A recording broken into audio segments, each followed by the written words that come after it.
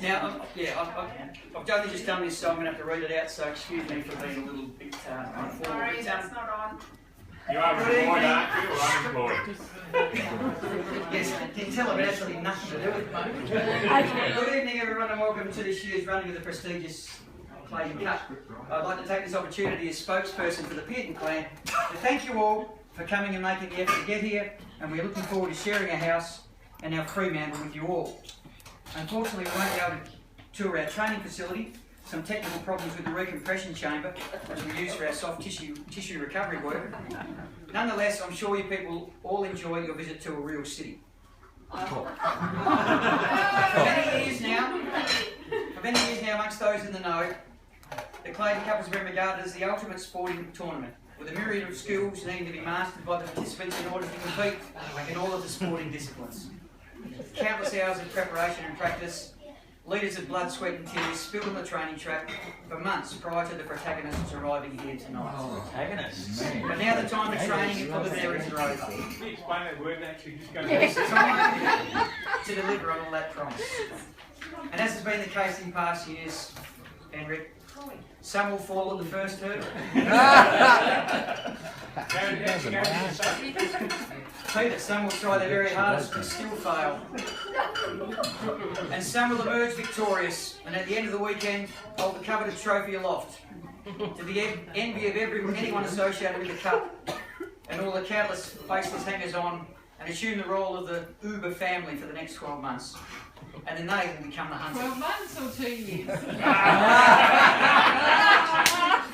I'll get to that. Let's quickly have a look at the teams and some of their participants. Firstly, we've got the Hicklings. Yep, that's what you need. 2013 saw a workman-like performance from Pete, Kath, Don and Sue. They had a couple of close seconds, but really punching above their weight in this level of competition. Tried extremely hard in general play, however needed some quality finishes. I've just stuffed up there. To this end, they brought in, well, there's a rumour that Clay and Jess will make an appearance, which is exactly what this ageing team needs. They have got the oldest list in the comp. General feeling is the Hicklings premiership window is not only closed, the frame has been removed from the wall and the hole has been completely bricked up. Alan's already read the writing on this wall. He's come tonight for the free feed, and then he's back off the massive beat for the weekend, putting as many kilometres as he can between himself and the result he knows he's going I'd say he's very similar. They're very similar in stature to say someone like Geelong. Now the Godridges, they're the Essendon of the Cock. With a string of performance-enhancing drug misdemeanours in their history, and rumours and innuendo circulating around their training camp like smoke from a crack pipe, the Godridges, led by Bob Purdy Godridge, once the darlings of the Clayden Cup set, now not only battling insipid performances at the last tournament, who could forget their #1 ping-ponger, Craig Stoner Godridge, exiting in straight sets at the hands of the young wunderkind Neon Leon Pearton, but also battling serious brand damage as a disgruntled, unconvinced public wait on findings from ASADA to confirm whether they considered clean enough to even compete in this year's tournament. To this end, they brought in fresh blood: Harry, Emma, Kath and Mark, who rumour has it has left the country for a period prior to this weekend's tournament on the pretence of working as a chef on a cruise liner. A reliable source tells me it's to keep the clan lab closed down so Steve Parry doesn't have to access any more painkillers for his neck. Upside is very little is known about the two younger Godridges. Could be the surprise packet of the tournament. There's actually 3 here. Oh, I beg your pardon. There's 2 too. Three. Whoops. We will know more by the 9th hole tomorrow. The Browns. The Greater Western Sydney of the competition. To call them an expansion team would be an understatement. If they continue to expand at the current rate, next year they will become the Greater Western Sydney and the Gold Coast Suns. And by 2020 they'll be the 4th most populous nation on earth, with their own climate change policy. They are attempting to win the Cup by sheer force of numbers, have multiple entries for every event. The enigmas of the weekend. have some of the most talented participants, Nathan, Brenton and Ben, all more than capable of winning off their own bat. And then they have Henrik, Sean and Rick, who seem only capable of batting off should their own win. Umpire! Ran a close second to the phenomenal Pearton outfit in 2013, but haven't been sighted since. It appears that loss has taken not only a physical toll on the older brown males, but has left some debilitating mental scars as well. Henrik in particular appears a broken man. It's the form and capabilities of the brown females that are the hardest to get a handle on.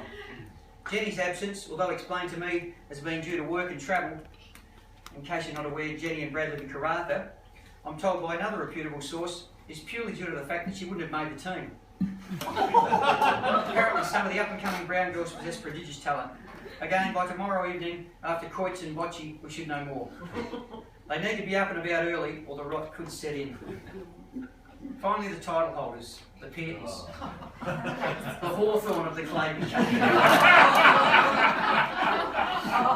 The most successful team of the modern era. And it would be a very brave man who tips against this elite sporting dynasty to achieve the three-peat this year. How come you didn't call yourself the Dockers? Went around in last year's Cup Challenge without an opponent, as no one was prepared to show up, citing such pitiful excuses as 2 weeks' notice is not enough time to prepare. Well, therein lies the subtle difference between the Peartons and the rest. The Peartons are an anywhere, anytime, any drum, no excuse. And just when the pundits were pontificating that perhaps this year may be the year that signals the end of the era, as Roger's faculties begin to desert him. Up steps the exciting tyro, the revelation of the 2013 Clayden Cup, Leon, son of the obscenely talented Brad. Not just a chip off the old block, the younger Pearton is quickly assuming the stature of a massive Pemberton Jarrah tree and may well cast his shadow over this tournament for many years to come. The females too, in particular Aurora, are not without talent and will have something to say about the final outcome. No one works harder than this mercurial family team. Indeed, they are testament to the old adage, made famous by Vince Lombardi, coach of the Green Bay Packers. Let me tell you what winning means. You're willing to go longer, work harder, and give more than anybody else.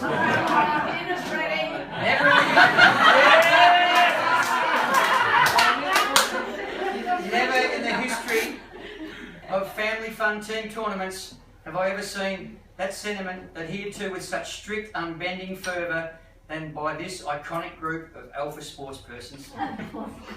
Well, I could go on and keep giving, but I'll take heed of another famous quote, this time by Mark Twain, who said, "If we were supposed to talk more than we listen, we'd have been born with 2 mouths and 1 ear." Thanks again for coming, and may the best team win. Now, the ladies and gents have prepared dinner for us, and what have I got to say?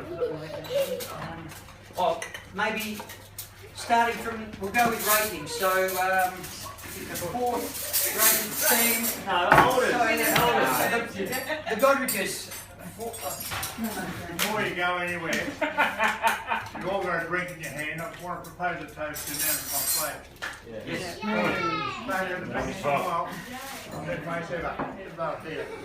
Absolutely. Thanks, everybody. Panic,